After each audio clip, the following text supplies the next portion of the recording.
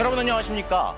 구속된 윤석열 전 대통령이 사흘 전에 이어 오늘도 내란 특검 출석 조사를 거부했습니다.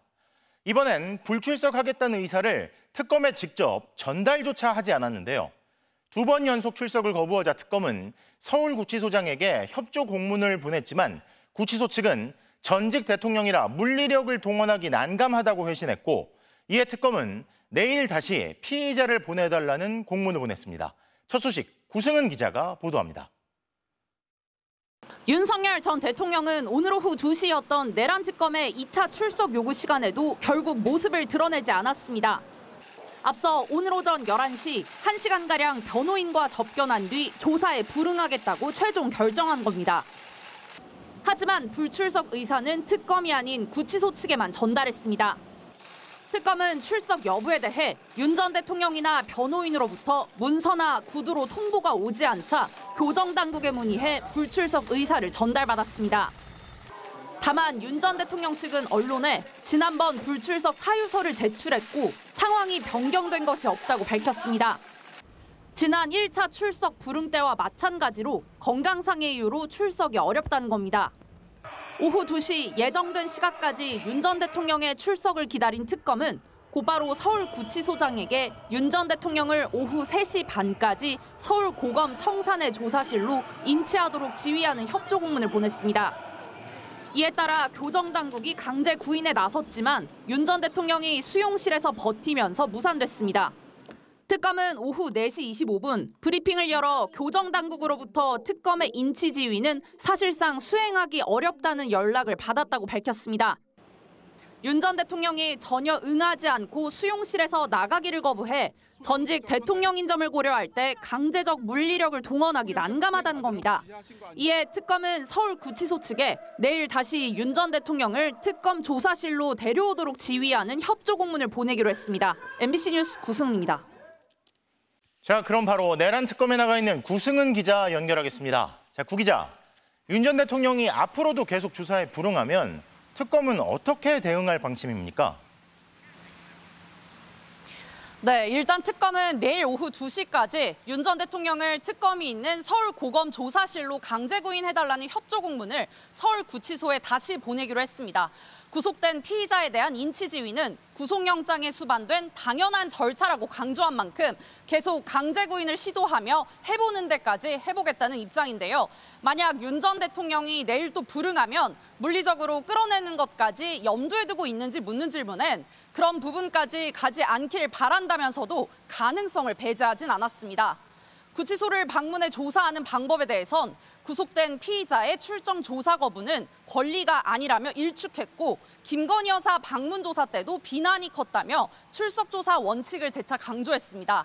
그러면서 윤 전 대통령이 검사로 재직하면서 구속 수사에 관해 누구보다 잘 알고 있어서 더 납득하기 어렵다고 꼬집었습니다. 다만 특검의 한 관계자는 실제 강제 구인을 집행하는 교도관들에게 손과 발을 붙잡아 끌어내는 행위를 기대하긴 어렵다고 했습니다. 자, 그런데 특검이 동시에 다른 관계자들은 계속 불러서 조사를 하고 있잖아요. 어떻게 보면 윤 전 대통령이 조사 거부하는 건 예상됐던 상황이니까 이게 추가 조사 없이 기소하는 상황도 염두에 두고 있다고 봐야겠죠.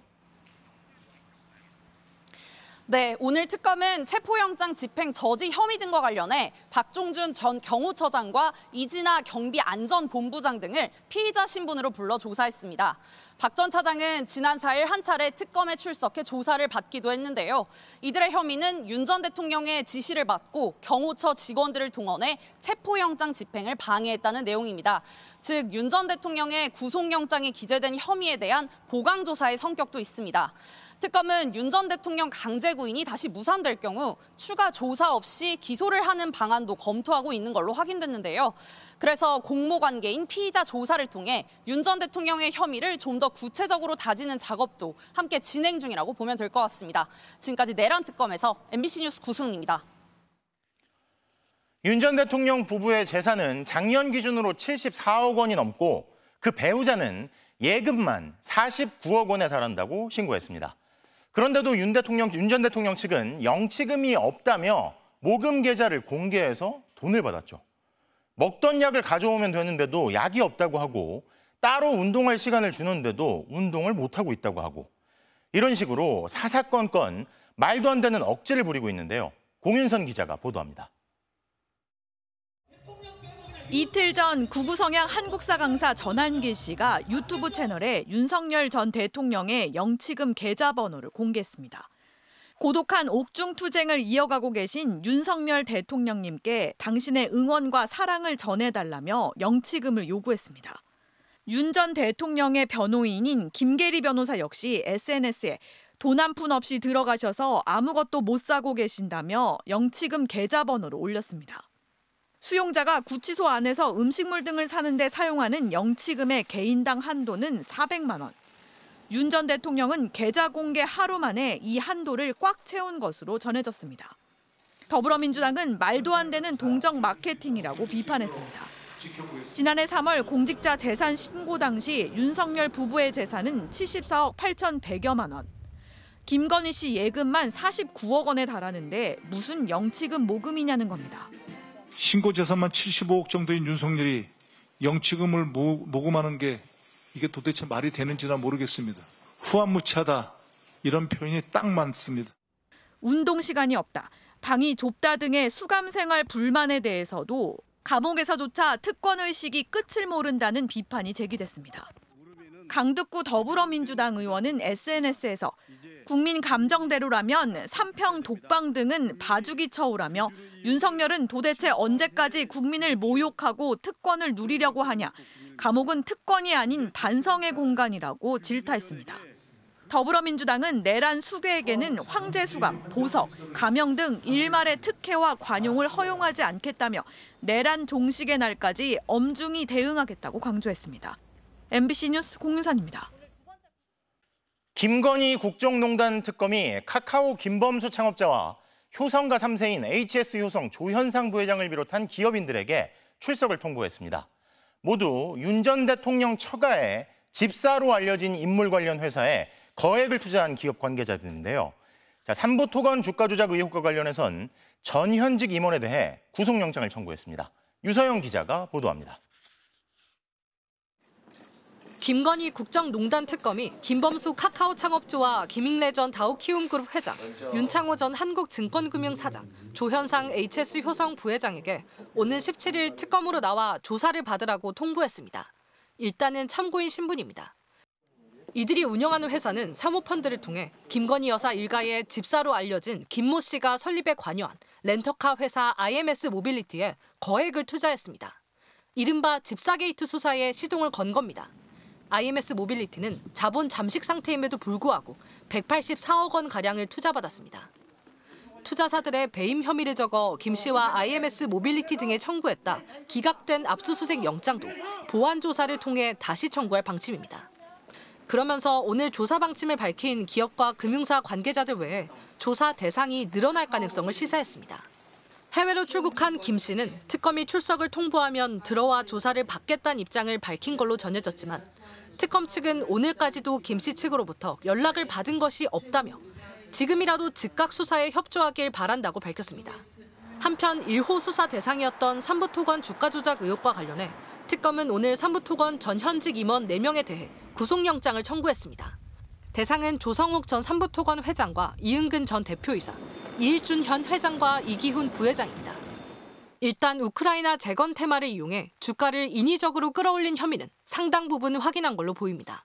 다만 이종호 블랙펄 인베스트 전 대표 조사 등 주가 조작과 김 여사의 연결고리를 확인하기 위한 수사는 여전히 남아있습니다. MBC 뉴스 유서입니다. 앞서 보신 회사에 알만한 대기업들이 사모펀드를 통해 거액을 투자한 시점이나 경위를 살펴보면 석연찮은 부분이 많습니다. 이 때문에 보험성 투자 아니냐는 의혹이 제기되고 있는데요. 소환 통보를 받은 기업들은 참고인 조사일 뿐이라고 밝히면서도 뒤숭숭한 분위기입니다. 남효정 기자가 보도합니다. 특검의 1차 소환 대상이 된 기업은 총 4곳. 사모펀드를 통해 자본 잠식 상태의 IMS 모빌리티에 184억 원을 투자했습니다. 카카오 모빌리티 30억 원, 한국증권금융 50억 원, HS효성은 계열사를 동원해 35억 원, 키움증권은 10억 원을 투자한 것으로 알려졌습니다. 공교롭게도 투자 시기는 대체로 각 회사가 중요한 시기에 있거나 위기에 처했을 때였습니다. 카카오 모빌리티는 2023년 6월 투자 당시 재무제표상 매출이 부풀려진 혐의에 대해 금융감독원의 심사를 받고 있었습니다. 이 사실이 고의로 판명되면 수건 사업이었던 상장이 불가능해질 수 있는 상황이었습니다. 게다가 공정위로부터는 택시 콜 몰아주기에 대해 257억 원의 과징금까지 부과받은 직후였습니다. HS 효성은 경영진의 계열사 신고 누락, 세금 탈루 등 의혹들이 불거졌고 조현상 부회장에 대한 측근의 폭로도 잇따랐습니다. 키움증권의 경우는 오너인 김익래 회장이 주가 조작에 연관됐다는 이유로 검찰 수사를 받고 있던 시점이었습니다. 이런 의혹들에 대해 재계는 입을 굳게 다물고 대신 정당한 투자였다고 밝히고 있습니다. 당시 그냥 단순 재물적 투자로 알고 있어요. 가장 많이 투자한 곳은 한국증권금융입니다. 국내 주식 매매 대금 관리의 권한을 독점하고 있어 사실상 공기업적인 성격을 갖고 있는데 대체 무슨 이유로 50억 원을 투자했는지 의혹이 일고 있습니다. 한국증권금융 측은 전임 사장이 결정한 투자라며 말을 아꼈습니다. 운용사로부터 투자 제안서 받아서. 특검 소환 통보에 각 기업들은 참고인 조사일 뿐이라면서도 긴장한 분위기를 숨기지 못하고 있습니다. 특검이 이번 소환은 1차 소환이라고 밝혀 소환 대상은 더 늘어날 수도 있을 것으로 보입니다. MBC 뉴스 남효정입니다. 김건희 국정농단 특검은 또 서울 양평고속도로 특혜 의혹에 대한 강제 수사에도 들어갔습니다. 원희룡 전 장관이 사용했던 국토교통부 장관실과 용역업체 등을 압수수색했는데요. 김지성 기자가 보도합니다. 오늘 오전 국토교통부 청사, 사람들이 장관실 앞에 서 있습니다. 곧이어 김건희 국정농단 특검팀이 나와 다른 사무실로 이동합니다. 서울 양평 고속도로 특혜 의혹과 관련해 원희룡 전 국토부 장관이 연루됐는지 확인하기 위해 특검이 압수수색에 나선 겁니다. 경찰이 앞서 국토부를 압수수색했지만 장관실이 압수수색 대상에 포함된 건 이번이 처음입니다. 윤석열 정부 출범 이듬해인 지난 2023년 서울 양평 고속도로 종점이 김건희 여사 일가 땅이 있는 강상면으로 바뀌어 특혜 논란이 일자 원희룡 당시 장관은 아무 문제가 없다면서도 사업을 백지화시켰습니다. 김건희 여사님 땅이 거기 선산을 옮기지 않는 한, 그것을 처분하지 않는 한 민주당의 이 날파리 선동이 끊이지 않을 것이기 때문에 저희는 그 원인을 제거하겠습니다. 특검은 국토부 외에도 10여 곳을 압수수색했습니다. 당시 타당성 조사를 맡았던 용역업체인 경동 엔지니어링과 동해종합기술공사에 대해서도 압수수색이 이루어졌습니다. 특검은 경동 엔지니어링 강모 회장의 집을 압수수색하는 한편 사업에 관여한 핵심 임원인 경동 엔지니어링 김모 상무, 동해종합기술공사 이모 부사장의 휴대전화도 확보했습니다. 근데 누가 수년 동안 검토되고 추진된 원안을 틀어서 노선을 바꾸라고 했습니까? 내부인입니까? 아니면 외부인입니까? 그런 적 없습니다. 출국 금지 상태인 원 전 장관과 양평군수 출신 국민의힘 김성교 의원은 이번 압수수색 대상엔 포함되지 않았지만 두 사람에 대한 소환 조사도 불가피할 것으로 보입니다. 특검은 내일 동해종합기술공사 이모 부사장 등 관련자 6명을 불러 조사할 방침입니다. MBC 뉴스 김지성입니다. 비상계엄 직전인 지난해 10월과 11월, 우리 군이 북한으로 최소 3차례에 걸쳐 무인기 7대를 보낸 것으로 드러났습니다. 특히 무인기가 향한 곳이 북한 김정은 국무위원장의 관저 일대로 파악됐다는 주장까지 나왔는데요. 김상훈 기자가 보도합니다. 김병주 더불어민주당 최고위원은 드론 작전 사령부가 최소 3차례 7대의 무인기를 북한으로 보냈다고 밝혔습니다. 여러 군 관계자의 제보를 받았다며 정확한 날짜와 시간대도 공개했습니다. 지난해 10월 3일 새벽 2시 백령도에 있는 드론사 예하 부대는 평양으로 무인기 2대를 보냈습니다. 대북전단 600장씩 실려있던 무인기의 목표 좌표는 15호 관저. 김정은 국무위원장의 관저와 집무실, 노동당 1호 청사와 외무성 등 북한의 주요 당 국가기관이 모여있는 곳으로 알려져 있습니다. 사실상 북한 핵심 시설과 김 위원장의 머리 위로 대북전단을 뿌렸다는 겁니다. 우리로 얘기하면 한남동과 용산 지역이라고 봐야 되겠죠. 북한의 심장부에 자극을 줘서 우리에게 대응 도발을 유도하는 것이 아닌가. 닷새 뒤에도 백령도에서 무인기 4대가 15호 관저로 향했고 이 가운데 한 대가 평양에서 추락했습니다. 당시 북한은 남측에서 3일과 9일에 무인기를 침투시켰다며 추락한 무인기 사진을 공개한 바 있습니다. 반드시 대가를 치러야 할 엄중한 군사적 공격 행위이다. 김병주 의원이 관계자 제보를 통해 확인한 백령도에서 평양까지의 무인기 경로 역시 북한이 공개한 경로와 유사했습니다. 우리 군은 11월 13일에 해군 기지가 있는 남포 인근에 무인기 한 대를 추가로 보낸 걸로 나타났습니다. 남포 일대 군사시설이 밀집된 지역은 고도를 800m까지 낮추어서 가도록 지시를 받았다고 합니다. 이것은 명백히 무인기를 격추당하게 하기 위한 걸로 일부러 무인기를 노출시켜 북한이 도발하게 만들고 계엄 명분을 쌓으려 했다는 지적입니다. 무인기 북파 시점도 공교롭습니다. 10월 초에는 김건희 여사의 디올백과 도이치모터스 주가 조작 사건, 명태균 공천 개입 의혹의 파문이 커지던 때였고 11월 13일 역시 명태균 씨가 구속기로에 놓여 폭로를 쏟아내던 때였습니다. MBC 뉴스 김상훈입니다. 특검팀은 이 평양 무인기 침투 시도 의혹을 정조준하며 윤석열 전 대통령의 외환 혐의에 대한 본격적인 강제 수사에 착수했습니다. 국방부와 방첩사, 드론사 등 24곳을 전방위로 압수수색했는데요. 구나연 기자가 보도합니다. 내란 특검이 오늘 국방부와 국군 방첩사령부, 드론작전사령부 등 24곳에 대해 전방위 압수수색을 벌였습니다. 김용대 드론작전사령관의 자택도 압수수색 대상에 포함됐습니다. 특검법에 규정된 외환 의혹에 대해서도 강제 수사에 착수한 겁니다. 윤석열 전 대통령은 북한과의 무력 충돌로 비상계엄의 명분을 만들기 위해 북한으로 무인기를 보냈다는 의혹을 받고 있습니다. MBC가 확보한 군 내부 관계자 녹취록에 따르면 지난해 10월 북한 외무성이 남한 무인기 발각 소식을 발표하자 윤 전 대통령과 김용현 전 국방부 장관이 박수를 치며 좋아했고 김 전 장관이 북에서 오물풍선이 날아오면 경고 사격 후 원점 타격하라는 지시를 했다는 이야기도 있었습니다. 압수수색 영장에는 형법상 외환죄 항목 중 일반 이적죄 혐의가 적혔습니다. 외환유치죄는 외국과 통모해서 전투가 일어나게 하는 범죄여서 외환유치 혐의를 적용하려면 북한을 외국으로 볼 것인지의 문제도 있고 북한과 짜고 이런 일을 벌이려 했다는 것도 입증해야 합니다. 그래서 우리나라의 군사상 이익을 해한 범죄인 일반 이적 조항을 우선 적용한 것으로 보입니다. 다만 특검팀은 아직 수사 초기인 만큼 수사 상황에 따라 다른 조항을 적용할 가능성도 있다고 밝혔습니다. 특검팀은 압수물 분석을 마치는 대로 김용대 사령관 등 주요 군 관계자들을 불러 무인기 의혹의 실체를 추궁할 것으로 보입니다. MBC 뉴스 구나연입니다. 순직해병 특검은 이른바 VIP 경로서를 사실상 인정한 김태효 전 국가안보실 1차장에 이어 당시 회의 참석자를 잇따라 불러 상황을 규명하는 데 힘을 쏟고 있습니다.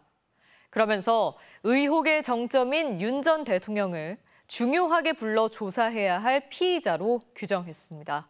송정훈 기자가 보도합니다. 이충면 전 국가안보실 외교비서관이 순직해병 특검 사무실에 출석했습니다. 이 전 비서관은 VIP 경로설의 진원지인 지난 2023년 7월 31일 대통령실 수석비서관 회의 참석자입니다. 회의 참석자 가운데 김태효 전 국가안보실 1차장에 이어 두 번째로 특검에 출석했습니다. 김태효 차장이 들었다는 대통령 경로 혹시 본인도 들으셨나요?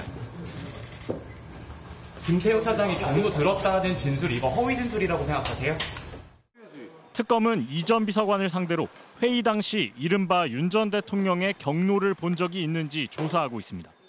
앞서 지난주 조사를 받은 김태효 전 차장은 당일 회의에서 윤 전 대통령이 화를 내는 걸 봤다는 취지로 진술했습니다. 경로한 걸 본 적이 없다는 기존 입장을 뒤집은 겁니다. 회의에 참석했던 왕윤종 전 국가안보실 경제안보비서관도 이번 주 소환될 예정입니다. 특검은 7명으로 파악된 회의 참석자들을 조사해 윤 전 대통령의 경로로 수사 결과가 실제 바뀌었는지 등을 확인할 예정입니다. 특검은 이 사건과 관련해 윤 전 대통령은 중요하게 불러 조사해야 할 피의자라며 대면 조사 원칙을 밝힘과 동시에 VIP 경로설과 관련해 윤 전 대통령이 최종 수사 대상인 점도 분명히 했습니다. 또 윤 전 대통령이 압수된 개인 휴대전화에 대한 비밀번호 제공을 거부하자 검찰에 포렌식을 의뢰하기로 했습니다. 특검은 한편 조태열 외교부 장관도 조만간 불러 조사할 방침입니다. 수사 외압 의혹의 핵심 당사자 중 한 명인 이종섭 전 국방부 장관이 호주 대사로 임명돼 출국하기까지의 상황을 파악하기 위한 걸로 보입니다. MBC 뉴스 송정훈입니다. 참여연대가 윤석열 정부 3년을 분석한 보고서를 공개했습니다. 김건희와 검찰을 3년의 키워드로 꼽으면서 시민들이 이뤄낸 윤 전 대통령 파면은 검찰 정권의 파면이라고 강조했습니다. 이승지 기자가 보도합니다. 김건희와 검찰, 참여연대가 뽑은 윤석열 3년의 키워드입니다. 검찰 조직이 윤 전 대통령의 사병을 자처하면서 권력의 한 축이 됐다는 겁니다. 검찰은 도이치모터스 주가 조작 의혹 수사 당시 김건희 여사의 휴대폰과 컴퓨터를 압수하지 않았습니다. 경호처 부속 건물에서 고발 4년여 만에 이뤄진 출장 조사 결과는 무혐의였습니다. 윤 전 대통령 처가 양평 공흥지구 특혜 의혹 수사, 김 여사 디올백 사건 수사, 명태균 공천 개입 의혹 수사, 건진법사 수사도 모두 김 여사 앞에서 덜커덩거렸습니다. 검찰 권력의 핵심은 사건을 안정시키는 데 있다라는 말이 한치의 틀림도 없을 정도로 그 수많은 비리 사건들 제대로 수사를 하지 않거나 수사하는 척만 하고 그 중요한 실체적인 진실은 가려버린. 참여연대는 대선 당일 퇴임한 이창수 전 서울중앙지검장의 발탁에 주목했습니다.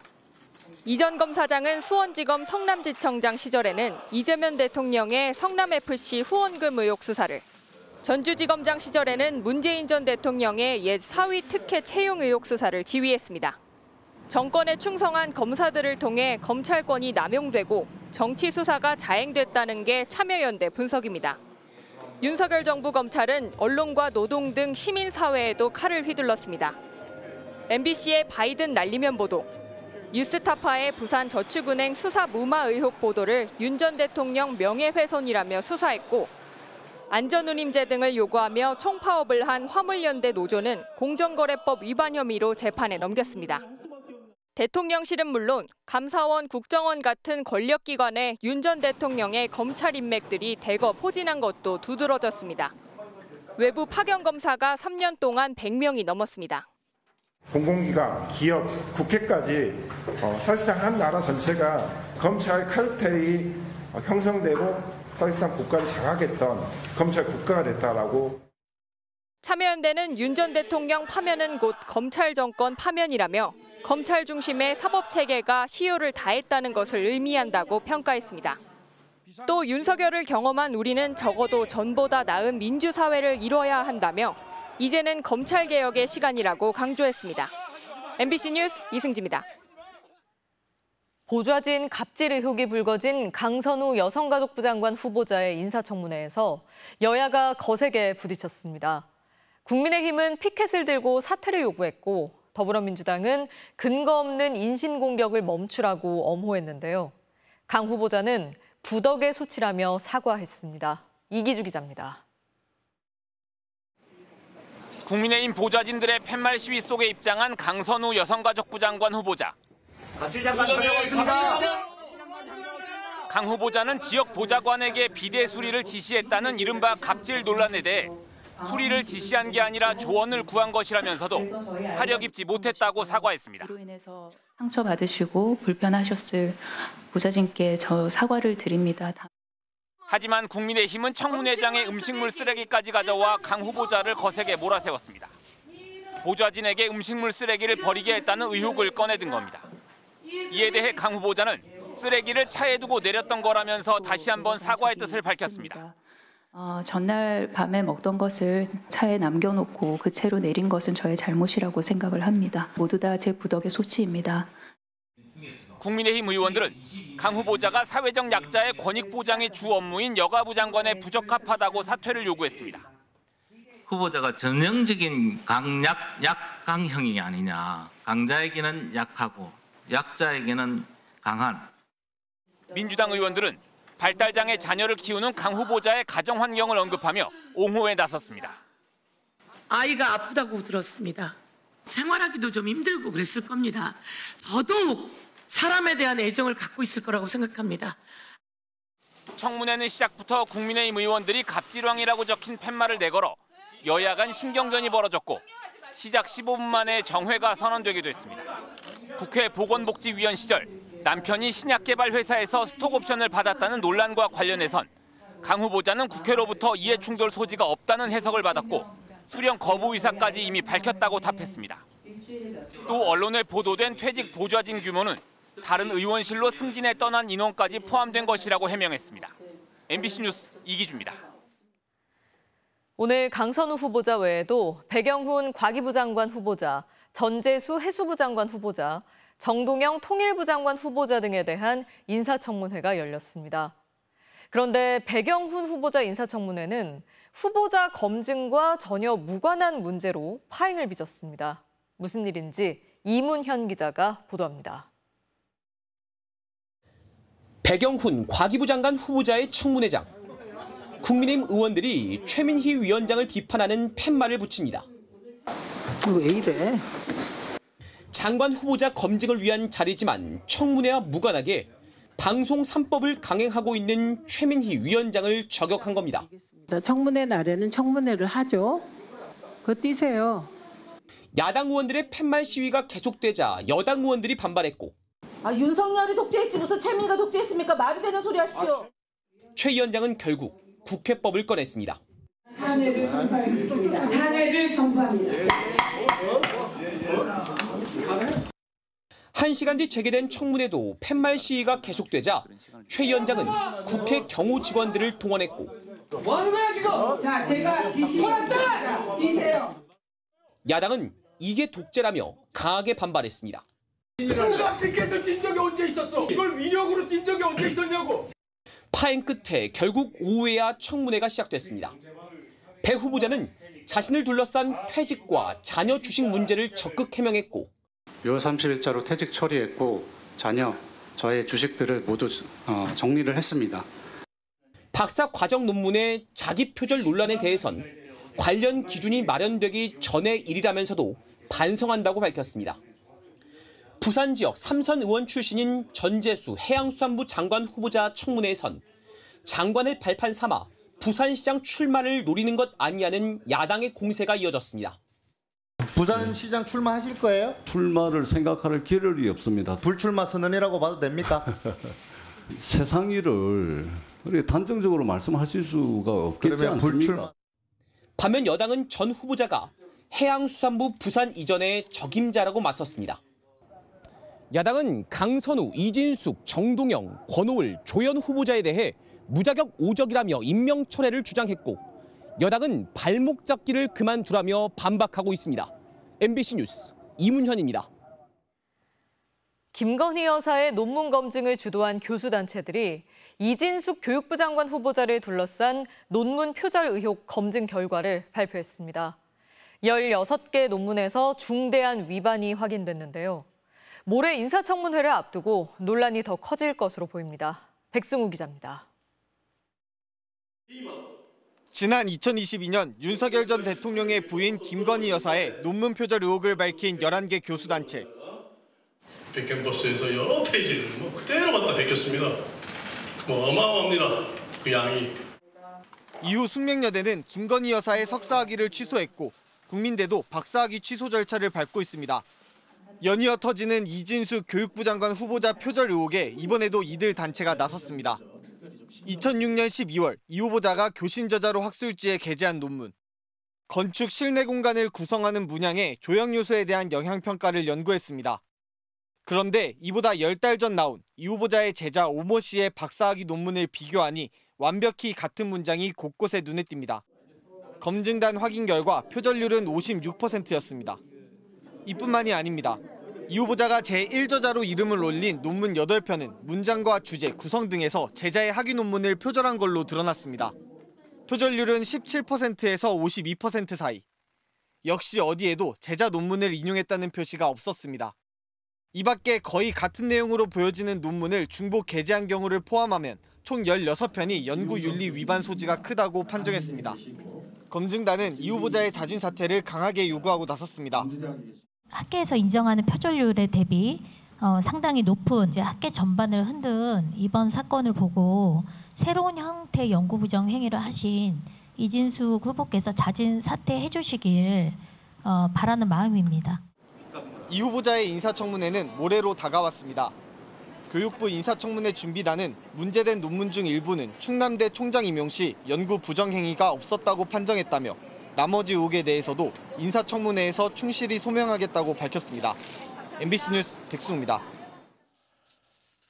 어젯밤 200mm 가까운 폭우가 내린 부산에선 지하철 공사 현장에 빗물이 밀려들면서 무려 800m 구간이 완전히 침수됐습니다. 2년 연속으로 폭우가 있을 때 땅꺼짐이 생겼던 구간에서 침수까지 발생하자 공사 현장 안전에 대한 우려가 이어지고 있습니다. 장혜지 기자입니다. 부산 도시철도 사상하단선 지하 공사 현장. 천장에서 폭포수 같은 물줄기가 쉴 새 없이 쏟아져 내립니다. 오늘 새벽 부산시 사상구 일대에 192mm의 집중호우가 내리면서 지하철 공사장까지 빗물이 들어찬 겁니다. 길이 800m 지하 구간에 5만 톤에 가까운 물이 가득 차 내부가 보이지 않을 정도입니다. 집중호우로 인해 단 4시간 만에 6m 높이의 승강장이 모두 잠겼습니다. 빗물이 찬 구간은 인근 하천보다 지대가 낮아 상습 침수 위험지구로 지정된 곳. 어제 오후 6시를 기해 중대본 1단계가 가동되는데도 부산시는 방수 처리 등 아무런 대비 조치 없이 통로 입구에 달랑 철판만 얹어놓았습니다. 사상 교사로 자체 일대가 침수 지역이다 보니까 지금 낙동강 쪽으로 흘러가야 되는 물이 거기에 수위가 더 높으니까 물이 안 흘러간 어떤 영향으로. 이번 폭우로 공사장 인근 인도에는 깊이 80cm, 너비 50cm 규모 땅꺼짐 현상까지 발생했습니다. 공신각 중에서 이제 물이 나와가지고 그게 녹아요. 거기 온도 60이 문제는 지난해에도 300mm 물폭탄에 대형 싱크홀이 나타나 트럭 2대를 삼켜버리는 등 이 일대에서만 3년 새 15번의 크고 작은 땅꺼짐이 발생했다는 겁니다. 부산교통공사는 빗물을 빼낸 뒤 선로 공사를 계속한다는 방침이지만 많은 양의 빗물이 한꺼번에 찼던 만큼 높은 수압으로 인한 구조물 안전에 대한 우려도 제기되고 있습니다. 공동이 발생하였는지 또는 부식이 발생하였는지 이는 기타 등등을 안전점검을 통해서 확인을 필히 하여야 될 것으로 판단됩니다. 부산시는 공사장 주변 새벽로 구간 53곳에 구멍을 뚫어 빈 공간이 있는지 조사까지 벌였지만 또다시 폭우로 땅꺼짐 현상이 또 생기면서 주민 불안은 커지고 있습니다. MBC 뉴스 장예지입니다. 물에 잠긴 지하차도에서 14명이 숨진 오송 참사가 발생한 지 이제 2년입니다. 당시 가장 많은 희생자가 나온 747번 버스의 기사 고 이수영 씨 아내의 이야기를 들어봤는데요. 승객들의 탈출을 돕다 숨진 남편을 대신해 끝내 탈출하지 못했던 희생자들에게 사과를 전하면서 진상규명을 호소했습니다. 김은초 기자입니다. 쏟아지는 흙탕물을 헤치며 빨간 747번 버스가 올라갑니다. 하지만 밀려오는 흙탕물에 지하차도를 벗어나지 못한 채 멈춰서고 다른 차량들과 함께 미끄러집니다. 당시 747번 버스 기사 이수영 씨는 버스에 물이 차오르자 창문을 깨면서 일부 승객들을 탈출시켰지만 결국 숨진 채 발견됐습니다. 그러니까 내가 한 번만 더 말려갖고 그냥 비 많이 오니까 쉬어라 했으면은 그런 사고 안 났을 거예요.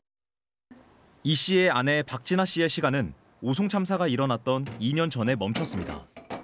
겨우 수면제 등 약으로 잠들어도 남편의 출근 시간이 되면 저절로 눈이 떠집니다. 잘못하면은 위험한 상태니까 안 된다고 약을 먹어야 된다고 너무 보고 싶고 자꾸만 생각이 나고. 참사가 발생한 지 2년이 지났지만 달라진 건 없습니다. 오송 참사 관련 재판은 대부분 1심 단계에 머물러 있고 재발 방지를 약속하며 내놨던 법안들은 단 한 건도 본회의 문턱을 넘지 못하고 21대 국회 임기 만료로 폐기됐습니다. 그래서 오송 참사 피해자를 위해 뭔가를 하려고 나설 때마다 이제 다 끝난 거 아니냐는 말이 가시 같다고 말합니다. 아직 책임자 처벌, 진상규명 그런 거 아직 되지가 않았기 때문에 하려면 좀 걸린다고. 오송 참사 2주기가 다가오면서 박 씨는 다시 희생자들을 찾았습니다. 당일 버스에서 탈출하지 못했던 희생자들의 봉안함을 어루만지며 남편을 대신해 미안함과 안타까움을 전합니다. 이분들은 억울함을 없애려면은 진상규명과 책임자 처벌이 필요하다는 거. 그래야지 우리 유가족들이 하루라도 마음 편하게 그분들을 보내줄 수 있었을 것 같아요. MBC 뉴스 김우초입니다. 자, 그런데 오송 참사 추모 기간엔 음주 회식을 자제하라고 주문했던 김영환 충북지사가 추모 기간 중에 음주 회식을 하는 사진이 공개됐습니다. 국민의힘 소속 청주시 의원들과 함께였는데 이 장면이 공개된 이유는 시의원 중 한 명이 지역 주민들이 모인 채팅방에 스스로 사진을 올렸기 때문입니다. 허지희 기자가 보도합니다. 오송 참사 2주기를 앞둔 지난 12일 저녁 충북 청주의 한 음식점. 김영환 충북지사와 김현기 청주시 의회 의장 그리고 국민의힘 시의원 3명이 모였는데 손에 소주잔과 맥주잔이 들려있고 모두 환하게 웃고 있습니다. 김 지사는 불쾌해진 얼굴에 포즈를 취하고 있고 식탁 위엔 소주 3병과 맥주 2병이 올려져 있습니다. 모임에 참석한 시의원은 이 사진을 아무런 거리낌 없이 지역 사람들이 모인 단체 채팅방에 올렸습니다. 술자리가 있던 날은 오송 참사 2주기를 앞둔 추모 주간이었습니다. 심지어 음주 회식과 유흥을 자제하고 엄숙한 분위기를 조성해달라는 추모 주간을 선포한 건 김 지사 본인이었습니다. 이미 이제 저녁 식사를 다른 분들은 하고 계신 상황이었고 그때 이제 같이 동석하신 분들께서 이제 권하셔서 맥주 한두 잔 정도는 하신 걸로 알고 있습니다. 특히 김 지사는 오송 참사와 관련해 무혐의 처분을 받았지만 피해자들이 납득할 수 없다며 고검에 항고한 상태. 시의원들도 참사가 발생한 청주 지역 의원들이었습니다. 도민들이 보기에는 오히려 가장 반성하고 책임을 져야 할 주체들이 그러한 인식조차 느끼지 못하고 있는 것은 아닌가라는 생각을 느끼게 하는. 취재가 시작되자 술자리 참석자들은 모두 전화를 받지 않았고 김 지사는 대변인을 통해 돔구장 건설 등 현안 설명을 위해 모인 자리였는데 의원들 요청이 있어 맥주를 한두 잔 마셨다며 도민들에게 심려를 끼쳐 죄송하다는 입장만 전했습니다. 김 지사는 2년 전에도 충북 제천에서 산불이 발생해 대응 1단계가 발령된 날 저녁 술자리에서 음주한 사실이 알려지면서 사과한 바 있습니다. MBC 뉴스 허지입니다. 오송 참사 2주기를 하루 앞두고 이재명 대통령이 참사 현장을 찾았습니다. 이에 앞서 신입 5급 공무원들을 만난 자리에선 여러분들의 행동 하나에 엄청나게 많은 사람들의 삶이 달려있다며 공무원의 권한과 함께 책임을 강조했습니다. 홍신영 기자가 보도합니다. 쏟아지는 비와 불어난 강물로 순식간에 14명이 목숨을 잃은 궁평2 지하차도. 검은 리본을 가슴에 달고 현장을 찾은 이재명 대통령이 국화꽃을 놓고 묵념했습니다. 이 대통령은 2년 전 제방이 붕괴될 수밖에 없었던 이유를 다시 되짚었습니다. 워낙 비가 많이 나왔기 때문에 아마 다 그냥 쓸려 나가버린 것 같습니다. 근데 원룸 제방이 유지되고 있었더라면 사고가 안 날 수 있었던 상황이었어요. 이어 김영환 충북도지사에게 침수 위험 지역은 어디인지, 저수 용량이 부족한 원인은 무엇인지 등 세세하게 물었습니다. 제가 궁금한 거는 충북 지역의 이런 구조적인 재위험 지역이 어디에 어느 정도 있냐고. 제가 제일 지금 심각하게 생각하는 괴산댐과 충주 지역이 제일 위험하고. 현장을 둘러본 뒤엔 인력으로만 해결할 게 아니라 구조적으로 해결할 부분이 없는지 묻고 각 단위별로 책임을 져야 한다고도 강조했습니다. 관리 부실로 인한 인명사고는 엄격히 처벌해야 한다 재차 언급했습니다. 참사 현장을 찾기에 앞서 신입 5급 공무원들을 만난 자리에서도 이 대통령은 책임감을 강조했습니다. 여러분들은 눈도 깜짝 안 하고 손가락으로 까딱까딱하는 이 행동 하나에 엄청나게 많은 사람들의 삶이 달려있다. 이 세상에 운명이 달려있다. 이 대통령은 오는 16일 오송 참사 유가족을 포함해 세월호, 이태원, 제주항공 여객기 참사 유가족들을 만납니다. 취임 선서에서 안전사회 건설을 강조한 만큼 참사 피해자들을 직접 만나 지원 상황을 확인하고 재발 방지 대책을 점검할 전망입니다. MBC 뉴스 홍신영입니다. 배달의 민족이 최근 기사들에게 닷새간 260건을 배달하면 30만 원을 주겠다고 공지했는데요. 안전을 담보로 실현 불가능한 목표를 제시하며 생색을 내고 있다는 비판이 나오는데 이에 대해 배달의 민족은 안전하게 자율적으로 달성할 수 있는 미션이라고 반박합니다. 강은 기자가 보도합니다. 2년 전 시작한 배달일로 생계를 잇고 있는 46살 고모 씨. 쉼없이 달리고 계단을 오르는 게 일상입니다. 최근 폭염 속에서 체중이 확 줄었습니다.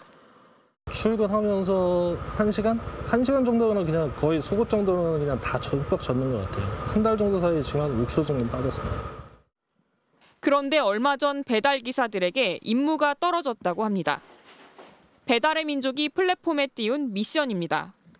지난 10일 아침 6시부터 14일 새벽 3시까지 닷새간 260건을 배달하면 30만 원을 추가로 지급한다는 내용입니다. 하루 10시간 이상 일하는 고 씨의 하루 평균 배달 건수는 약 40건. 시간당 4건 정도입니다. 이 속도를 기준으로 하면 고 씨가 먹고 자고 쉬는데 하루에 대여섯 시간만 쓰고 나머지는 모두 일해야 목표치를 채울 수 있습니다. 딱 보자마자 진짜 이건 너무 말도 안 되는 미션이고 진짜 정말 화밖에 안 났습니다. 최소 못해도 18시간은 밖에 나와 있어서 오토바이를 타야 된다는 거죠. 생색내기 꼼수라는 지적도 나옵니다. 배달의 민족은 지난 4월 기본 배달료를 서울의 경우 3,000원에서 2,500원으로 낮췄습니다. 경기, 인천은 2,300원, 지방은 2,200원으로 더 낮습니다.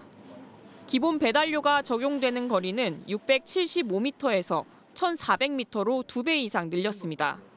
33도 이상의 폭염이면 할증이 붙지만 500원에 그칩니다. 기본 배달운임은 낮추면서 이를 채워준다는 명목으로 실현 불가능한 미션을 도입했다는 게 노조 주장입니다. 평상시에 돈을 못 버니까 막 어지럽고 메스껍고 이런 온열질환 증상이 나타나도 그냥 일을 하게 되는 거예요. 일종의 죽음의 미션이라고 말할 수밖에 없지 않을까. 배달의 민족 운영사 우아한 청년들은 이번 미션은 라이더들의 평소 배달량을 기반으로 설정됐다면서 안전하게 자율적으로 달성할 수 있는 미션이라고 밝혔습니다. 또 절대로 강제성이 없다면서 배달량이 많은 라이더들에게 더 많은 혜택을 달라는 현장 의견을 반영한 것이라고 해명했습니다. MBC 뉴스 강은입니다. 자, 다음 소식입니다. 이재명 대통령에 대해 극도로 악의적인 가짜뉴스와 부정선거 음모론을 주장해온 외국인이 입국했는데요. 이런 인사를 섭외해 초청한 건 다름 아닌 서울시였습니다. 이재인 기자가 보도합니다.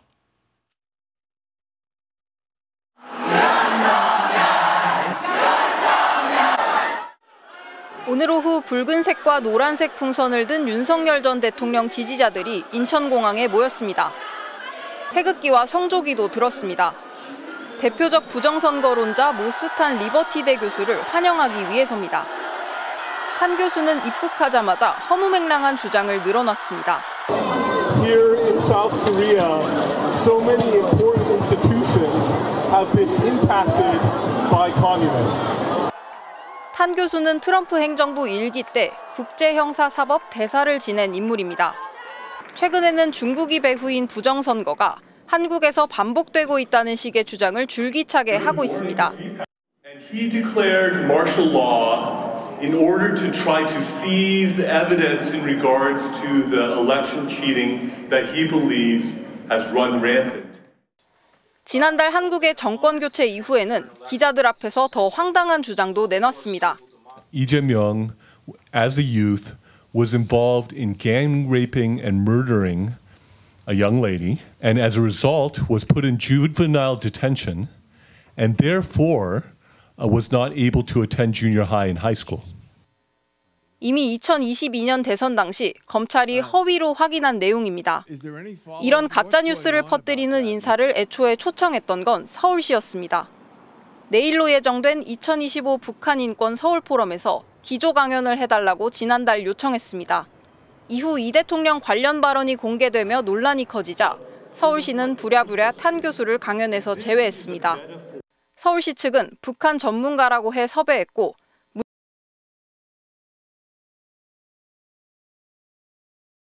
서울대도 교수회관 대관을 취소했습니다. 서울대는 교육과 연구에 지장을 초래할 것으로 예상돼 취소를 통보했다고 밝혔습니다.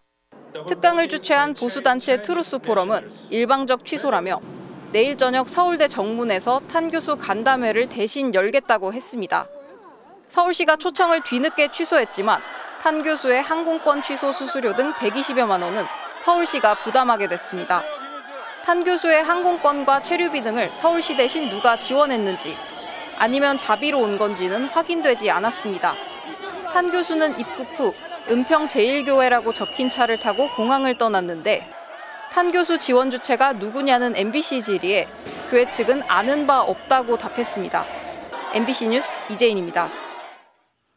오늘 새벽부터 SGI 서울보증보험 시스템이 마비되면서 은행 대출 업무까지 하루 종일 먹통이 됐습니다.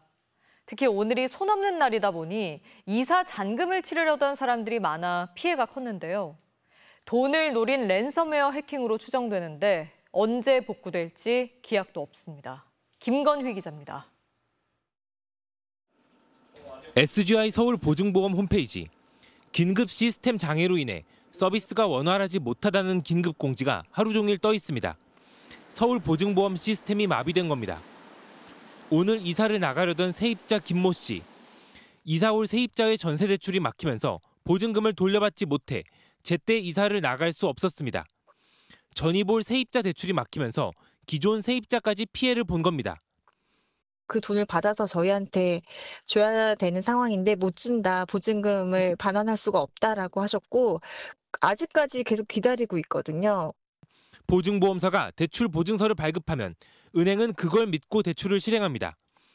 보증보험 시스템이 멈춰서자 은행 대출은 곧바로 마비됐습니다. SGI 서울보증의 민간시장 점유율은 56%에 달합니다. 공교롭게 오늘은 이른바 손 없는 날로 이사하는 사람들이 많다 보니 피해가 속출했습니다. SGI 서울보증보험은 은행이 예정된 대출을 먼저 실행하면 보증보험을 나중에 가입하게끔 조치하겠다고 밝혔습니다. 하지만 시민들의 혼란은 컸습니다.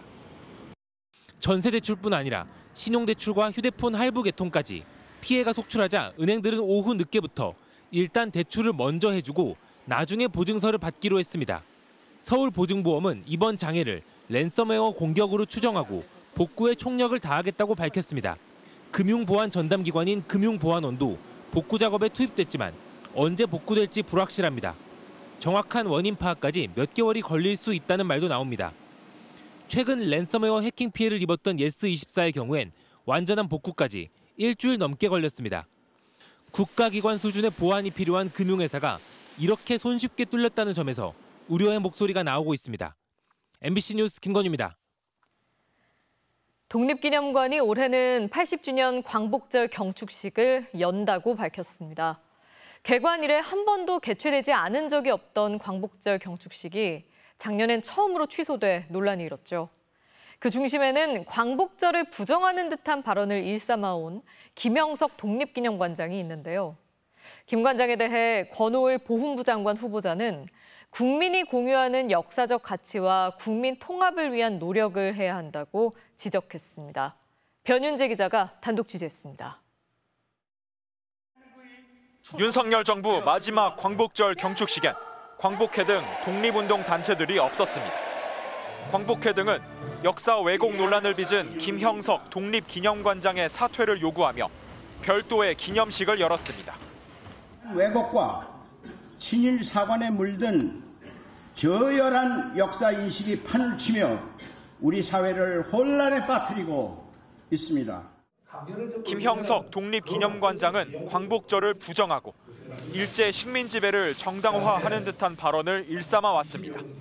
1945년 8월 15일 광복 되어졌다. 그게 광복절이다라고 얘기하시는 분들이 참 많아요. 역사를 정확하게 모르는 겁니다. 김형석 관장 취임 직후 독립기념관은 아예 자체 광복절 경축식을 취소했습니다. 42주년 광복절에 문을 연 독립기념관이 경축식을 하지 않은 것, 이때가 유일했습니다. 김 관장은 대신 대통령이 오는 정부 행사에 참석하러 갔습니다. 그랬던 독립기념관이 1년 만에 다시 광복절 경축식을 준비 중인 걸로 확인됐습니다.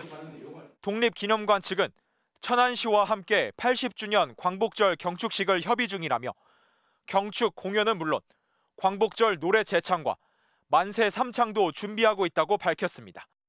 1억 8천만 원의 예산을 들여 500여 명이 참석하는 행사를 추진하는 걸로 파악됐습니다.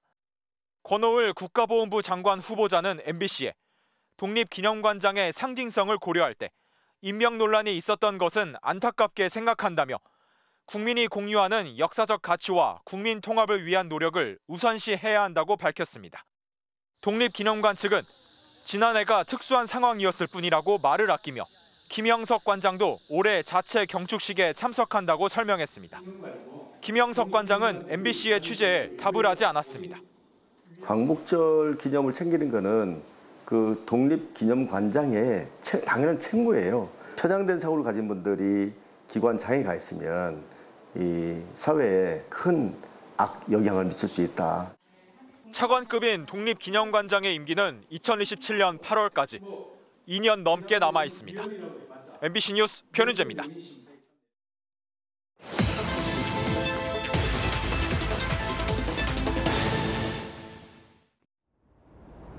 바로 간다 사후예제팀 류현진입니다. 이곳은 상암 MBC 방송센터 옥상인데요. 많은 건물 옥상이 그렇듯 이곳에도 에어컨 실외기들이 설치돼 있습니다. 실외기 안에는 실내의 열을 빼주는 냉매가 들어가 있는데요. 실외기를 폐기할 때 온실가스인 냉매도 그냥 버려지는 일이 많아 지구를 더 가열시킨다고 합니다. 그 현장 지금 바로 가보겠습니다. 수도권에 있는 폐자원 수거 업체입니다. 폐기된 냉장고와 세탁기 등이 산처럼 쌓여 있습니다. 폐가전들을 실은 트럭들이 연달아 들어오고 고철더미 산은 점점 높아집니다. 그때 한쪽에서 날카로운 소리가 들립니다.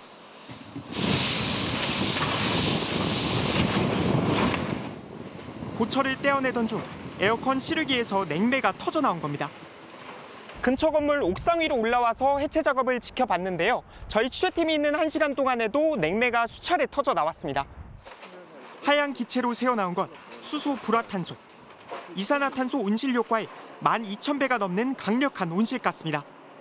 지난 2016년부터 국제사회의 규제를 받고 있고 우리 정부도 2045년까지 현재 사용량의 80%를 감축하기로 했습니다.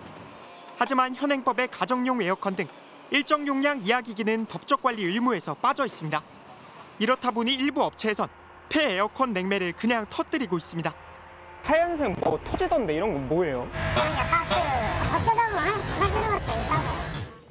수소 불화탄소는 데이터 센터 냉각 시스템에도 쓰이면서 7대 온실가스 중 가장 빠르게 증가하고 있는 것으로 파악됩니다. 그만큼 수거와 처리가 중요한데 실제 회수율은 1%도 채 안 됩니다.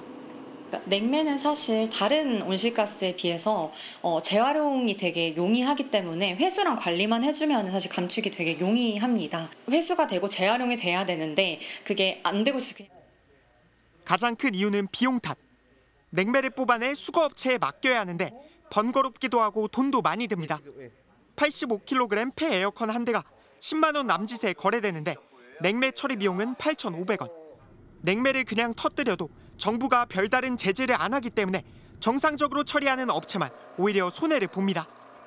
인원도 들어가야 되고 그다음에 거기 가서 정제도 해야 되고 이런 무수히 많은 과정들이 들어가는데 그러다 보면은 이게 원가가 올라가죠. 전문가들은 생산부터 회수까지 냉매의 전 단계 관리를 강화해야 한다고 말합니다. 효과적으로 회수한다 함은 이제 그만큼 새로운 냉매를 이제 사오지 않아도 그 현존하는 냉매를 계속 재활용해서 쓸 수 있다는 의미이기도 하거든요. 갈수록 뜨거워지는 여름. 이를 견디기 위한 에어컨이 기후위기를 더 가속화하는 악순환을 끊어야 한다는 지적이 나옵니다. MBC 뉴스 류현준입니다.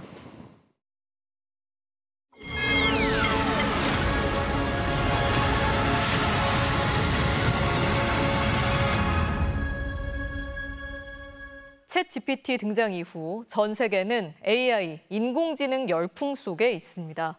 이재명 정부도 AI 3대 강국 도약을 1호 공약으로 내세웠을 정도인데요.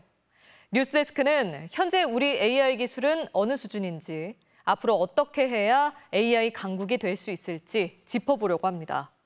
첫 순서로 AI가 우리 삶을 얼마나 바꿔놓았고 또 바꿔나갈지, 달라지고 있는 우리 일상의 모습을 이지은 기자가 전해드립니다. Here we go. I got so excited. 화면 속 버튼을 누르자 차가 움직입니다. 앞좌석 운전석은 비어 있습니다. There's no driver. There's no like ghost person. 유령 대신 핸들을 잡은 건 인공지능 AI. 테슬라가 지난달 출시한 운전자가 필요 없는 자율주행 택시, 로보택시입니다. 그저 태평양 건너 미국 얘기일 뿐 우리에게 먼 미래일까? 운전자가 손을 떼도 핸들 스스로 움직이고 빨간 신호등 앞에 멈춰섭니다. 서울 한복판, 바로 이달부터 자율주행 마을버스가 시범 운행에 들어갔습니다. 왼쪽 오른쪽 움직일 때 코너링이 너무 부드러웠고 사람이 운전하는 것처럼 승차감이 좋다. 인공지능, 말 그대로 사람이 만든 지적 능력. 얼마나 막히는지, 신호는 파란불인지, 앞차와 거리는 넉넉한지, 갑자기 뛰어드는 사람은 없는지. 인공지능이 마치 사람처럼 정보를 수집한 뒤 상황을 판단하고 대응하는 겁니다. 이 빵집에선 운전석이 아닌 계산대에 역시 보이지 않는 AI가 자리 잡았습니다. 제가 직접 이 무인 계산대를 이용해서 빵을 구매해 보겠습니다. 이렇게 올려놓기만 하면 이미지 인식만으로 빠른 계산이 가능합니다. 이른바 비전 AI. 바코드를 찍지 않고도 소금빵 2개와 스콘 2개, 앙버터빵을 사람이 눈으로 보는 것보다 정확히 인식해 가격을 계산한 겁니다. 바로 빵을 스캔을 해서 너무 신기하고 역시 AI 시대가 왔구나 생각이 들어서.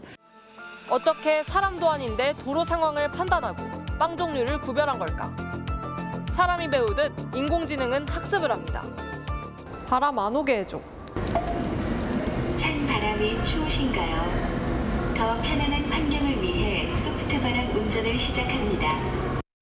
사람들이 언제 어떻게 에어컨을 켜는지 사용자의 평소 습관을 학습한 뒤 센서로 감지한 온도, 습도, 미세먼지 등 상황에 맞춰 바람을 보냅니다. 소비자들이 AI가 들었는지 잘 모를 뿐 이미 LG전자 TV 중 AI TV 비율은 100%에 육박하고 삼성전자는 판매된 전체 가전 중 70%가 AI 제품입니다. 어디까지가 AI이고 이게 사실 잘 못 느껴져요. 어떻게 보면 익숙해져 있는 것도 있고 당연하게 생각하는 것도 있다 보니까. 올해 전 세계 AI 사용 인구는 3억 8천만 명에 육박하고 불과 5년 뒤 2배에 가까운 7억 3천만 명으로 늘어날 것으로 예측됩니다. 현재 10억 달러 수준인 AI 스마트 가전 시장은 매년 30% 가까이 급성장하면서 10년 뒤 130억 달러로 커질 거란 전망도 나옵니다. AI 열풍과 함께 급부상한 IT 기업 엔비디아는 이미 AI는 소비재 산업에서 상업화의 문턱을 넘고 있다고 평가하고 있습니다. MBC 뉴스 이지혜입니다.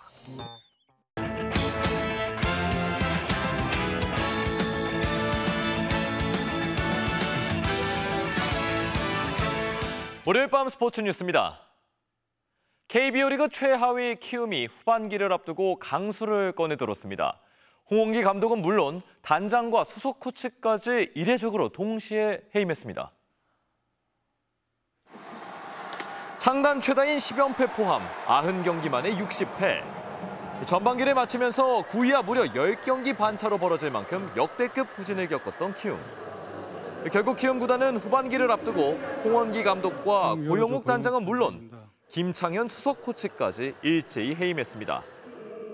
감독 2년 차에 한국 시리즈 준우승을 거뒀던 홍원기 감독은 부임 4년 만에 팀을 떠나면서 이승엽 전 두산 감독에 이어 올해 두 번째로 지휘봉을 내려놓게 됐는데요. 하지만 뚜렷한 반등책을 내놓지 못하는 상황에서 충격요법만으로 답을 찾을 수 있을지는 미지수입니다. 오늘 목요일 삼성과의 후반기 첫 경기부터는 설종진 퓨처스 감독이 감독 대행으로 팀을 이끌게 됩니다. 지난 3월 프리미어리그 브라이턴과 계약한 18살 유망주 윤도영 선수가 네덜란드 엑셀시오르로 임대 이적했습니다. 이렇게 되면 황인범과의 맞대결도 기대가 되는데요. 지난달 대전에서의 마지막 경기를 마치고 황선홍 감독의 품에서 눈물을 쏟았던 윤도영. 브라이턴 구단의 구상에 따라 유럽 첫 시즌은 네덜란드 엑셀시오르에서 임대 신분으로 출발하게 됐는데요. 대전 머플러를 목에 건 윤도영은 페예노르트에서 활약 중인 대전 선배 황인범과의 맞대결도 기대했습니다. 너무 소중한 한 경기가 될 것 같고 꼭 열심히 해서 인범이 형이랑은 한 경기 꼭 같이 뛰고 싶습니다. 그리고 언젠가 동갑내기 양민혁처럼 성인 대표팀에 승선하겠다는 포부도 밝혔는데요. 한 단계 앞을 먼저 보면서 꾸준히 차근차근 나아가다 보면 어느 순간에 제 꿈인 A대표에 도달해 있을 수 있지 않을까 생각합니다.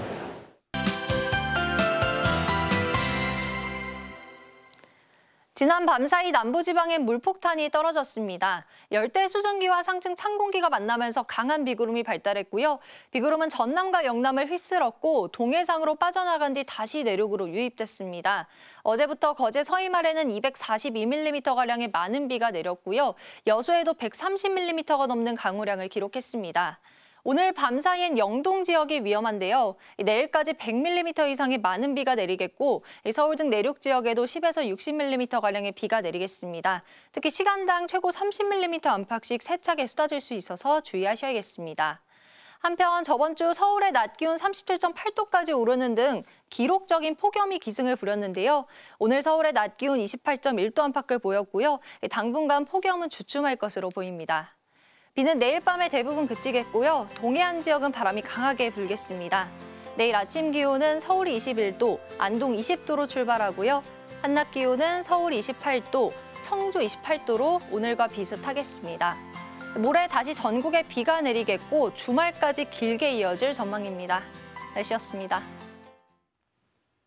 월요일 뉴스데스크 오늘 순서 여기까지입니다. 시청해주신 여러분 고맙습니다.